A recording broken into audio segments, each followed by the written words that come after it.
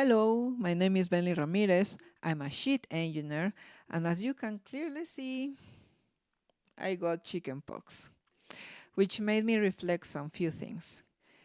First of all, how lucky I am to be born in this era where I have access to doctors and medicine. My daughters have been vaccinated, and this illness caused me just fever, itchiness, and I just need some rest.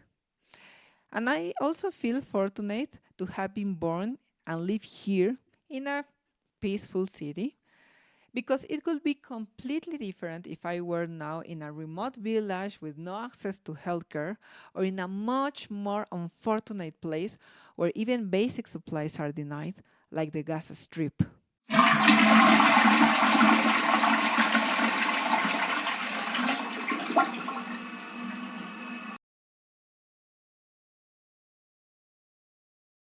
For many months now, I have wanted to make a video about the water crisis in Gaza Strip, especially after reading a news report on July 13, 2025, it means this year, about 10 people being killed and 8 of them were children. They were just in a queue to collect water. So that is, it's not just the lack of water that can lead to death, but even seeking it. Much is said about the bombings, amputations, and people dying on the rubble in Gaza. It is horrific, as well as the lack of medicine, the collapsed hospitals, the outbreaks of disease. It is all terrible. Nowadays, much is also said about famine in Gaza, but very little about thirst, about the extreme lack of water in a place that it's a desert, where much of the infrastructure has been destroyed, where even before the war, access to water was denied, and where today there is a full-blown human-made sanitary and humanitarian emergency. Gaza lies in one of the world's most water scarce and water stressed regions. It's a desert. Let's remember, Gaza is a narrow strip land in the Middle East in the southwest of Israel, bordering the Mediterranean Sea. So, what are the water sources in a place like Gaza Strip? You might think of the sea.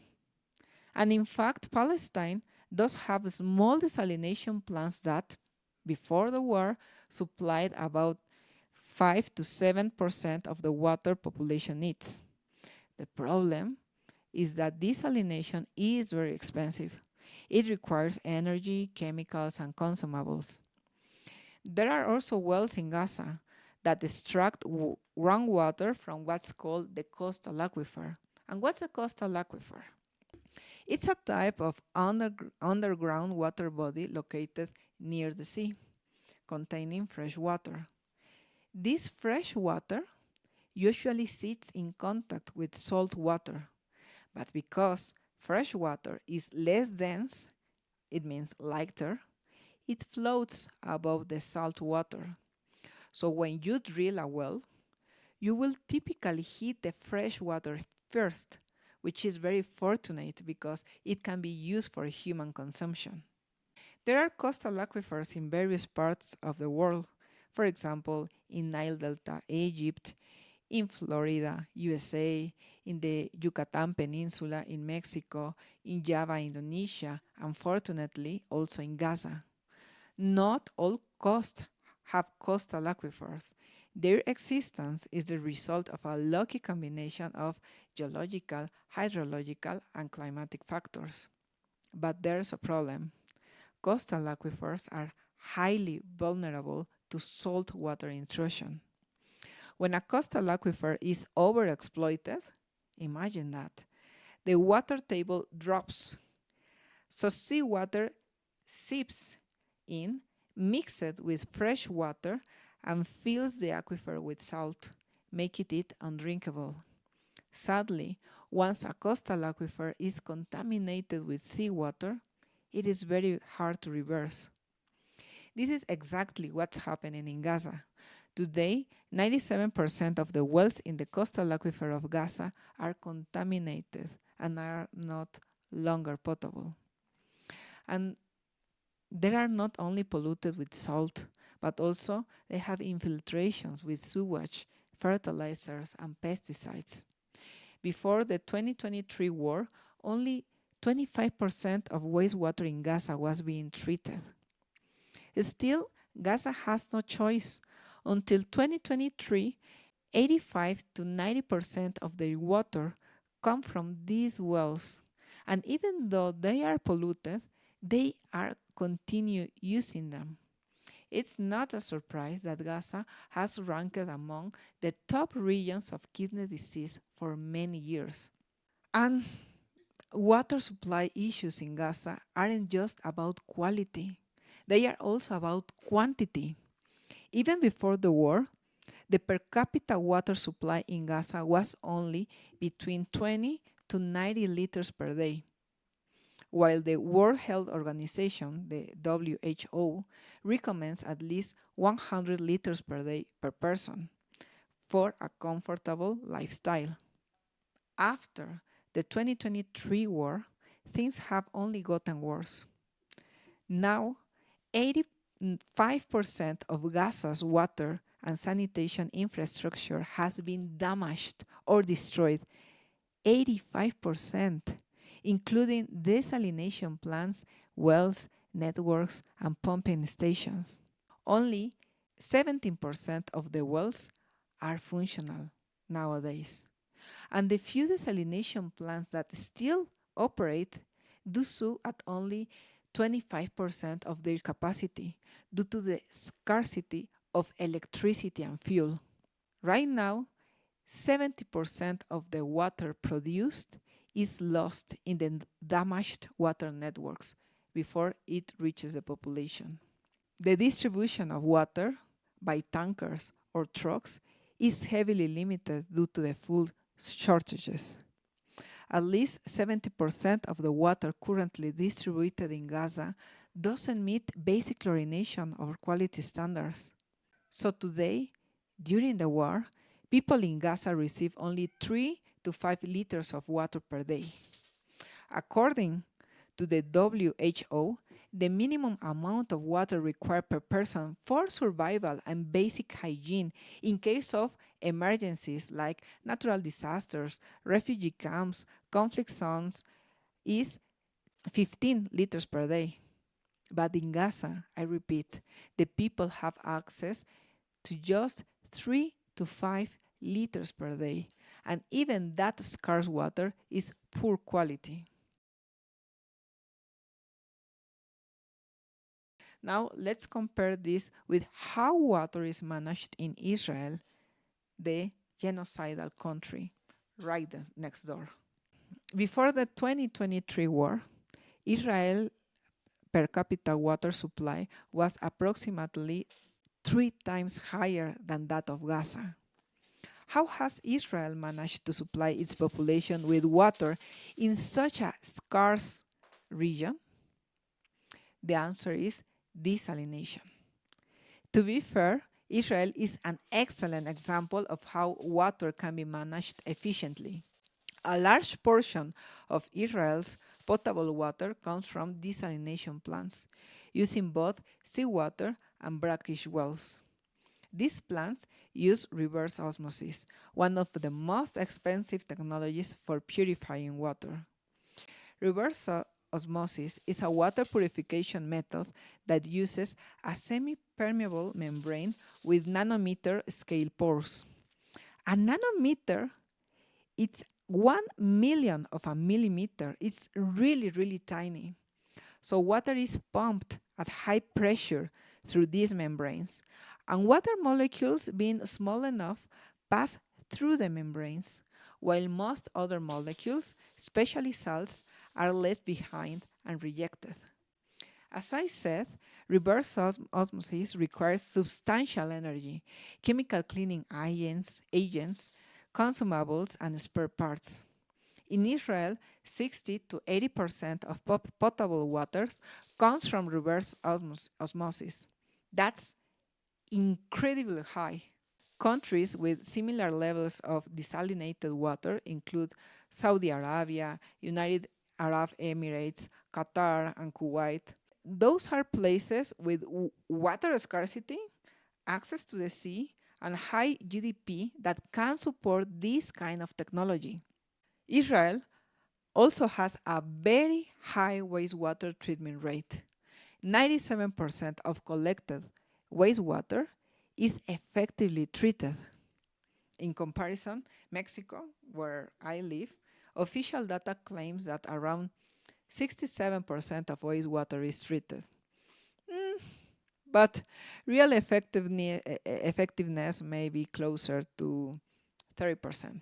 What's more impressive is that in Israel, 87% of treated wastewater is reused, mainly for agriculture. It's impressive, really impressive. It's the highest reuse rate in the world. Honestly, I will die happy if Mexico ever reached that level of wastewater reuse. Israel water management is exemplary. And this is thanks to Mekorot, the national water company which successfully managed desalination, wastewater treatment, and reuse systems. But here's the dark side of the story. Water scarcity in the region has long been used as a weapon of war by Israel against Palestinians. Israel and Palestine share aquifers, but Israel controls and over-extracts them. For years, Israel has blocked Palestinians from acquiring materials and supplies necessary for developing their own desalination systems, like pipe pumps, chlorine, etc., claiming that they could be used for military purposes. In the West Bank, Palestinians are prohibited from accessing or using the Jordan River directly, as it is considered a closed military zone. That means that Palestinians can't build dams, wells, or pumping systems without Israelis' approval, which is rarely granted. Israel extracts a disproportionate share of the water and sells it to Palestinians who have no other option. In fact, in 2016, Mekorot was denounced at the United Nations for violating the Palestinian people's right to water and for being one of the main enforcers of the so-called water apartheid. Some of you might think, these problems are distant, typical of war-torn areas. But be careful. Water scarcity is increasing globally, and water is being used more and more as a tool for control and war. Let me ask you something. How convenient do you think the following situation is? Since 2022, 7 provinces in Argentina have signed agreements with Mekorot to improve water management. President Javier Milei is currently pushing for an agreement that will delegate to Mekorot the integration for the national water management. This allows the company to map the soil and subsoil of all Argentina's water courses to assess their potability and extraction potential. But what's the issue? The problem is that Mekorot will own the intellectual property of all this data.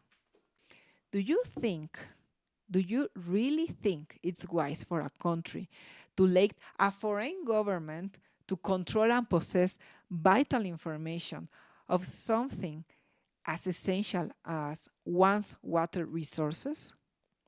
In Mexico, back in 2013, during Peña's Nieto presidency, Conagua and Mekorot signed cooperation agreements for training, experience exchange, desalination technology, and more. Personally, I love international cooperation projects.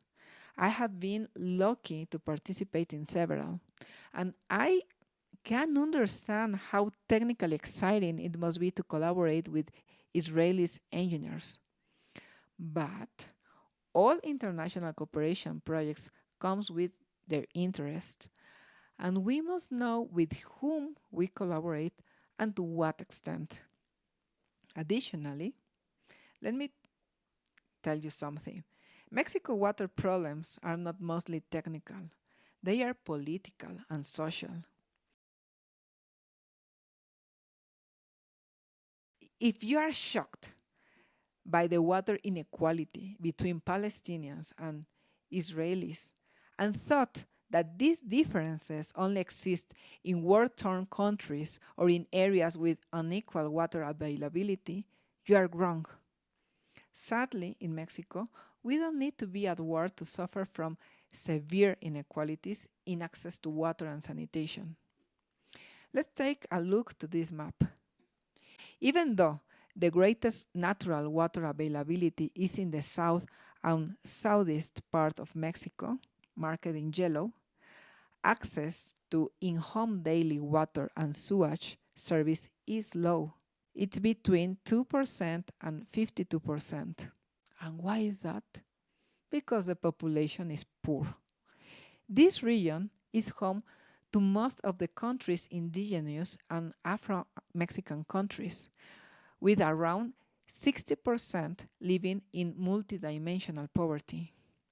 In contrast, in the northern region, marked in orange in the map, especially border states with most of the country's manufacturing, shows 47% to 72% of homes with water and sewage service. If we look at social strata, the gap is between worse. Nationally, only 7% of the low-income households have in-home water and public sewage access, compared to the 79% of high-income households. Remember, 7% compared with 79%. In conclusion, the inequality and injustice in water access we witness between the Palestinians and Israelis are present right here in my home country without being at war. Water access enables people to fulfill many other rights, such as education, health, housing, food, and work. So, the lack of water and sanitation is not just a consequence of poverty and marginalization, it's also a cause. I repeat, the lack of water and sanitation is both a cause and a consequence of poverty and marginalization. So it's a vicious cycle. Mexico's current water crisis is not about technical limits or natural availability. It's about mainly public policy, wealth distribution, and social justice. Finally, I want to dedicate this video to two of my classmates from the master's program that I studied at the Institute for Water Education, UNESCO IHE. First, Mohammed, an engineer Palestinian from Gaza. I haven't heard from him. I don't know how he and his family are doing, and I deeply regret what's happening in his country. And second, my dear Colombian friend Angelica Rada, who is right now in Amman, Jordan, supporting Gaza through the United Nations Relief and Works Agency for Palestine refugees in the Near East. I hope this video helped you to reflect more deeply on the dimension of the conflict and genocide in Gaza and how distant problems, maybe not that distant, and on how water inequality reflects social injustice on the importance of public policy in addressing these issues. Some people have told me that this channel lacks tips or water-saving hacks to put into real practice, and that's true. But I'm not here to tell you to place a bucket under the shower to turn off the tap while brushing your teeth and things like that. The real water problems are far deeper and more structural. So, if you found the information in this video valuable, please help us by sharing, subscribing, liking, and commenting. All the things that the algorithm loves and that help us to grow this channel. Thank you and see you next time. Bye bye.